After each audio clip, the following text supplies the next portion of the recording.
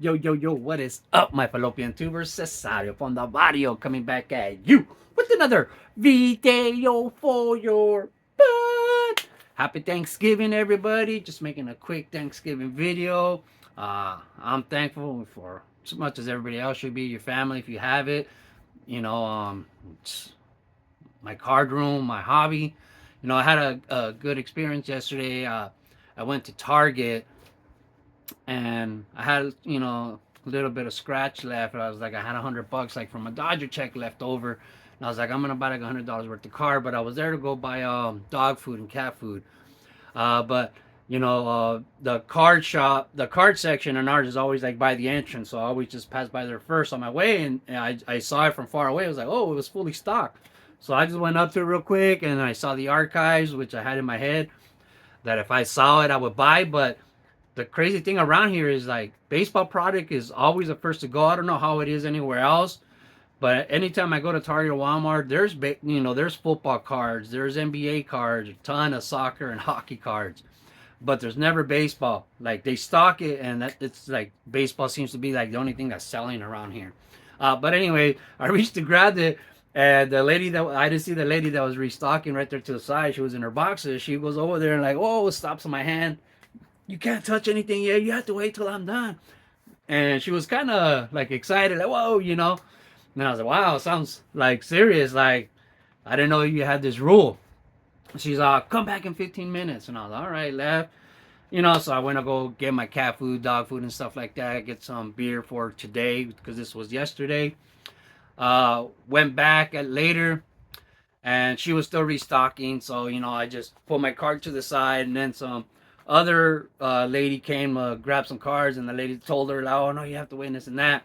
And she got back, and I said, yeah, I go ahead, you have to wait till she's done. She said, oh yeah, I know. And we started talking about past experiences at the card section at Target. Like like before, like, yeah, a long time ago you come and it was always kind of full, and if when you retook something, it seemed to be stocked up pretty quick, like it wasn't a big problem. How it started becoming where there were just bare every time you went. And we started sharing some stories of some experiences we had there, like people fighting,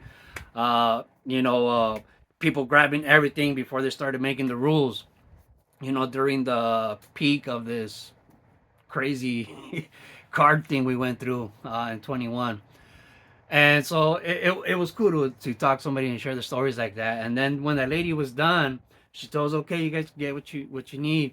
And we started getting the boxes. And then that lady, she was like, hey, thank you very much for waiting. She's like, you wouldn't believe some of the people, and started talking about like some of the people that have been there grabbing cards. And even though she tells them to wait till they're done, like they wait for like 5 minutes, they get impatient, grab something and take off. Like she's like, oh, and telling her horror stories about and I was like, man, and I was like, that's kind of crazy now, how, because I watched the video yesterday too. I think it was Vintage Card Shack, and how he was saying, he's like, he thinks like 80% of the people in the hobby are scumbags, dirty, and this and that. And I was like, wow, the opinion's gone a long way, because before it seemed like, a few years ago we were just talking about how everybody's in the hobby's a good person, there's no bad apples. Like, man, there's so many bad apples now, you can make a pie. Anyways, like a warm apple pie. All right, anyways, so after all that, I grabbed the cards and had like $100 to spend. So I got this box of Chronicles right here. Pretty cool, man. Saw that, had to have it. And then the other pack I bought, the other box was this blaster of archives. I love me some archives. But it's crazy and rocky now, man. I can't believe like these boxes are like $35 now. You know what I mean? Like, if you weren't in the hobby, if you just came back into a hobby a couple years ago, this is probably normal to you. But you got to figure, for us that have been buying these blasters for the last 20 years for $20, it's such a shock that won't go away. Ow! Thunder. All right, yeah, just shocking. But yeah, so it's crazy because with the $100, I could come out of there with 5 blasters back in the days, but not no more. Just these two alone right here will come out basically to like $70. So like you get $30 left, can't even buy another blaster. So I ended up picking up this hanger box. Hangers are bangers. Hangers are bangers. Hangers All right, but lastly, I ended up getting this little hanger pack of Chronicles.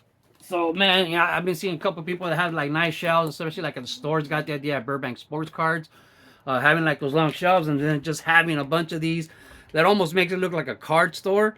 You know what I mean? Like if my room was like the background was a card store, I kind of want to go for that look now. I have that kick, that idea in my head with all that empty wall space that I have there. All right. So yeah, man. Just wanna wish everybody a happy Thanksgiving. You know, I love the hobby, man. There's still a lot to love. You know, a couple, well, it's probably been a couple months ago now. I did, I went to go pick out a card that I had in, on layaway. And when I was, the card, when the lady was looking for my card, there was this older man. He started like asking me, he's like, "Hey, so you just collect modern?" I'm no, I collect everything. He's like, "Well, what's everything to you? Like, you have a bunch of 80s cards?" I go, "No, I still have all my cards from when I was a kid." I go, but I have a lot of vintage too. He's like, "What's the oldest card you have?" I was like, "I have some T2." And the guy was like, kind of grilling me. You know what I mean? Like, do you have an eBay account? He's like, "Do you sell your cards?" He's "Are you gonna flip these cards that you're buying? Or are you keeping it?" I said, "No, I'm going for the Mickey Mantle run. That's gonna be part of my run." He's "Oh yeah." He's "How many cards do you have?" And he was just kind of grilling me about being a collector. Like, probably thought it was like a flipper that he's just not in tune with.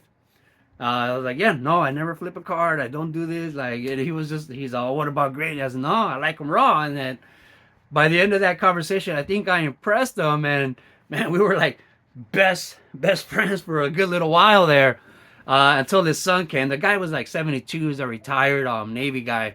Then the son came and told him, "Hey, we got to go over here." And then he left, and he was like, "Hey, nice talking to you." But that was also a great conversation. So I've had two good experiences out in the wild, buying cards, which is cool for a change. So I'm thankful for the hobby, man. Everything's going good. Love the hobby. Just keep collecting baseball cards forever, as say. Ciao. Ciao. Ciao. Ciao. Don't litter, you pig.